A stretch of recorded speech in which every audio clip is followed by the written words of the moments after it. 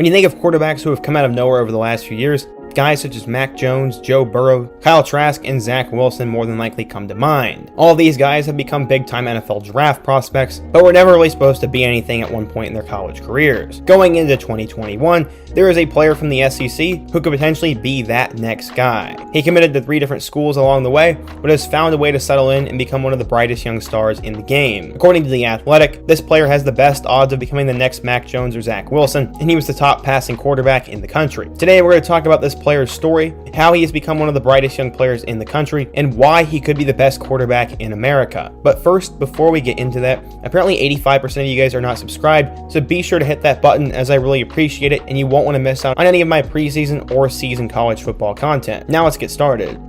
So you may be wondering who I'm talking about, and the subject of today's video is none other than Ole Miss quarterback Matt Corral. But before we could talk about how he could be the next Mac Jones, we need to go back in time and see how he became a big name to begin with.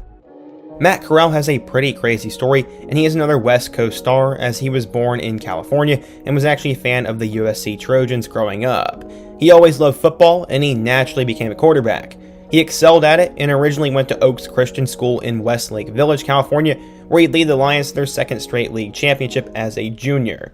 During that season, he threw for nearly 3,188 yards and 25 touchdowns and established himself as one of the top quarterback prospects in the class of 2018. On his high school team, he had former 5-star running back and current UCLA guy Zach Charbonnet with him and Oregon wide receiver Micah Pittman, and I bet that team was a lot of fun to watch. At this point, he was considered as high as the number 2 quarterback in his class, and some said he had a generational arm. In 2016, he completed his dream as he committed to USC, saying, quote, "It was a dream come true." It seemed like a ball and glove fit, but he would decide against it and would later decommit from them, and then he would consider Alabama, Florida, and Georgia. There were some rumors that USC kind of backed off of him because there were rumors that he got into a fight and that he had maturity issues, but I don't know if that's true. While this was tough for USC, they ended up offering a late flyer on a kid named Keaton Slovis, and I would say it worked out for him. Going back to his immaturity issues, there was a rumor that he was kicked out of his high school. There were rumors that began to circulate saying that he left the school for disciplinary reasons, and Corral had this to say, quote, "I did not get expelled, nor did I punch anyone. I ran into problems at a school that is biased towards money, so if you have a lot of it, you run the school. No matter what the situation is, no matter what I say, I am wrong. Leaving Oaks Christian is something that my family thought was the right thing to do, and I am sorry if I offended anyone." He would go on to have a solid senior year, but where would he go now? Well, Georgia would get Justin Fields, and Alabama would go in a different direction, so he decided to pledge to Jim McElwain at Florida.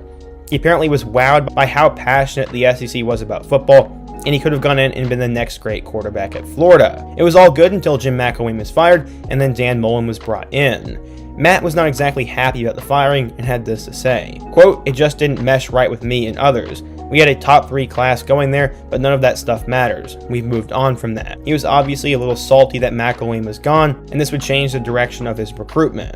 Originally, Corral said he would stick with his Gators commitment, but then he felt like he was the backup option for Dan Mullen, who at the time was pursuing Justin Fields, and Corral would ultimately decide to open up his recruitment for the 3rd time. Florida would miss out on Fields, but they would land former Ohio State commit Emory Jones, and then Corral would commit to another SEC school. Former number 1 overall quarterback in the class of 2016, Shea Patterson, decided to leave Ole Miss for Michigan, and this would leave an opening at the quarterback spot after Jordan Ta'amu would graduate. Corral committed to the Rebels, and this was a huge get for Matt Luke, and then they would also flip 4-star Georgia commit Elijah Moore, and the foundation for the future in Oxford was set.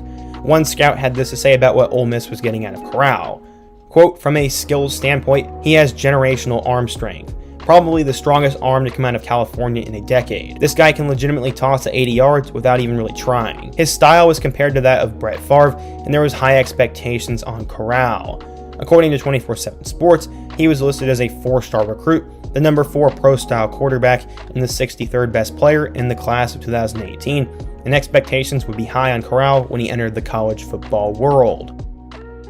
Going into the 2018 season, Ole Miss already had Jordan Ta'amu on the roster, and joining him in the 2018 class was John Rice Plumlee. Matt would be the backup, and he would appear in 4 games. His best game would come against UL Monroe, as he went 12 of 12 for 143 yards and 2 touchdowns.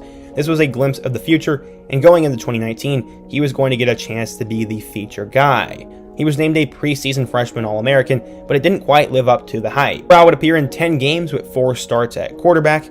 and both him and John Rice Plumlee would share starting duties. Matt would ultimately lead the team in passing yards though, as he would pass for 1,362 yards and 6 touchdowns. His best game of the season would come early on against Arkansas, as he passed for 246 yards and 2 scores in a win over Chad Morris' dreadful Razorbacks. This was a disappointing year, and going into 2020, many people wondered if things would change. Lane Kiffin and a new offensive coordinator were brought in, and he'd have a chance to revitalize his career. In 2020, him and Elijah Moore would break out into superstars, and in Week 1, Corral threw for a career-high 395 yards and 3 touchdowns in a loss to Florida. The following week, in an overtime win against Kentucky, he tossed a career-high 4 touchdowns and then put up nearly 400 yards in a loss to Alabama on a national stage, and this kind of put him on the map. This is when his stock would begin to rise, and he was now a bright young star in the college football world.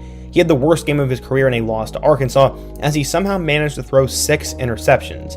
But just 2 weeks later, he would bounce back as he threw for a career-high 6 touchdowns in a win over Vanderbilt. He broke the school record for passing yards in a game, as he threw for over 500 yards and 4 touchdowns in a win over South Carolina, and also had the longest play in Ole Miss history in a touchdown pass to Elijah Moore.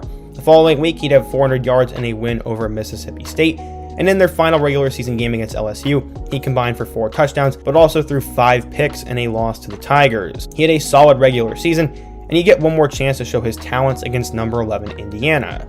In that game, he threw for 342 yards and 2 touchdowns in an upset win over the Hoosiers in the Outback Bowl. For his redshirt sophomore year, Corral threw for 3,337 yards, 29 touchdowns, and 14 picks in a shortened season. Because of that, he was an all-SEC third-team quarterback behind Trask and Mac Jones, and he was widely seen as one of the best quarterbacks in college football going into the 2021 season. So now the question is, could Matt Corral become the best quarterback in America this year? Well, Sam Howell, Spencer Rattler, and DJ Uyunglele would all like to have a word with that, but Corral has shown he can do a little bit of everything. He led the country in passing yards and can take over the game at any moment, so it's not that far-fetched. No one expected Mac Jones, Kyle Trask, Zach Wilson, or even Joe Burrow to have the kind of years that they had, and Corral has shown tendencies to all of those players. Some say he is the best deep ball in all of college football. He has that it factor, has the size, the proper coaching, and is a dual threat player, so there is nothing he can't really do. The problem is he needs to make better decisions, limit his interceptions, win some big games this year, and he'll have to replace his main go-to weapon in Elijah Moore. One scout had this to say about how Matt can improve. Quote, "Those turnovers were often a result in his inconsistent decision-making, forcing throws that simply were not there. Corral can get away with some Mahomes-like theatrics and how he adjusts his throwing angles, but he needs to cut down on the low percentage attempts, and he will be better." I think Corral could be the best quarterback in America if he puts it all together and helps Ole Miss win the SEC West, but that is a lot to ask for, and a lot has to go right for him. I think he'll be a top 5 guy when it's all said and done, and could play himself into the first-round draft territory. Outside of Rattler and Howell, it is the wild, wild west in 2022 for draft prospects, with guys such as Malik Willis, Desmond Ridder, Carson Strong, JT Daniels, Matt Corral, Emory Jones, and even Phil Dracovic getting potential first-round buzz. We will have to wait and see, though. If you're an Ole Miss fan, what do you think of Matt Corral? How good can this guy be? And if not Matt, who will be the Mac Jones of the 2021 college football season? Be sure to let me know down in the comment section. Hit that like button if you want to support today's video. Subscribe if you are new here. Check out my new podcast and all my other videos on the end screen, including my video about Emory Jones. I hope to see you guys again soon, but until next time, peace.